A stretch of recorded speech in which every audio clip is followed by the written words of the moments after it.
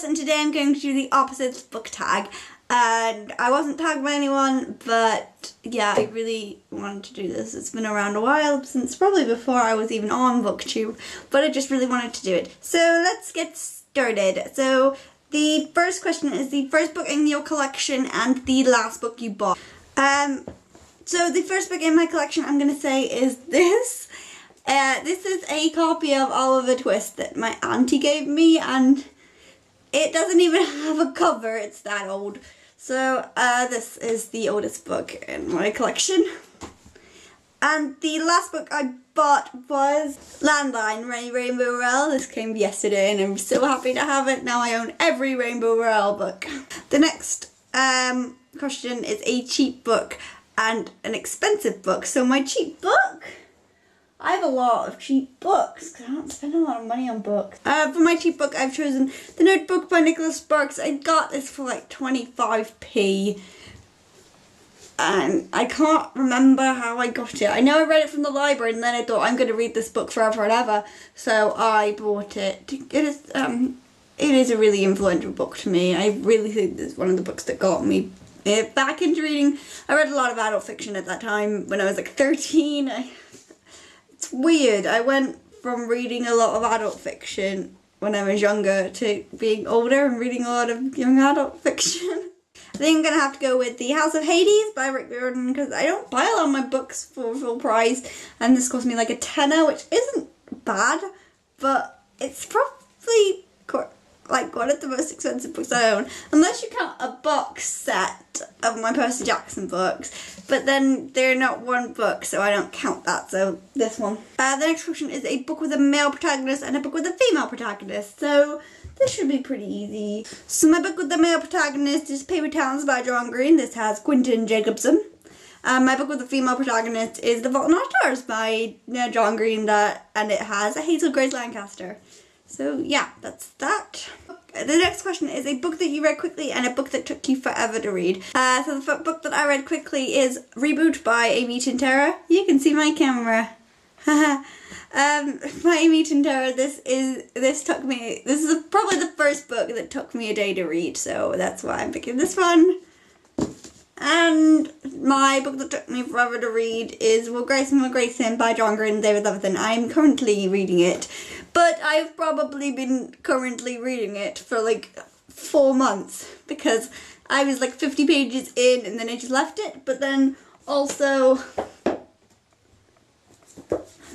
I've been on page 50 of Delirium for a long time, so yeah, I think these two books are probably my taking long to read books. The next book is a book with a pretty cover and a book with an ugly cover. So let's go. For my book with a pretty cover, I have The Battle of the Labyrinth. Just because I love these covers. I really love the new Percy Jackson covers. They're so pretty. I love them so much. So yeah, that's my pretty cover. And my ugly cover can go to If I Stay by Gail Forman. I just hate how this cover is done. It just really, I hate it, this cover. But I have it, and I hate it. But, oh well. Next one is a national book and an international book. So, okay, I'm going with set in the country. So, a book that's set in England and a book that's set in somewhere else. So, okay, for my national book, I have Starter for 10 by David Nicholas. This is set in England, so yeah, it's here. And for my international book, I didn't want to go with the one that was just set in America, like most of my books are set in America, so I went for Days of Blood and Starlight by Laini Taylor, which is set in Prague. So yeah, I'm going with this one. And next question is a thin book and a thick book. So for my thin book, I have The Giver by Lois Lowry. This is teeny tiny. It's like 170 teeny tiny pages and it's a small book as well. I mean, next to Reboot, it's teeny tiny, so it's really tiny. So my large book is Clockwork Princess because it is massive. I think it's 568 pages, so that's pretty big, so yeah. Next is a fiction book and a non-fiction book. So for fiction, I'm just going to pick any one off my shelf. So, random book, this one. My fiction book is The Truth is a Cave in the Black Mountains by Neil Gaiman, illustrated by Eddie Campbell. I've not read this yet, but it's got really pretty illustrations. Pretty! But yeah, that's my fiction book. It's the first one I picked up. And my non-fiction book is The York Notes for Jane Eyre, just because this is the only non-fiction book I have. And next is a romantic book and an action book. So for my romantic book, I've gone with Unstoppable by Liz Banks. This is like a rom-com in a book form. And for my action book, I've gone with The Hunger Games by Susan Collins. I know that there is a bit of action, of romance in this, but not in the first book so much. I think it's mostly in the other books. Next is a book that made you happy and a book that made you sad. So, happy books, and go. Do you see my books? Lots of books. They're falling! Books!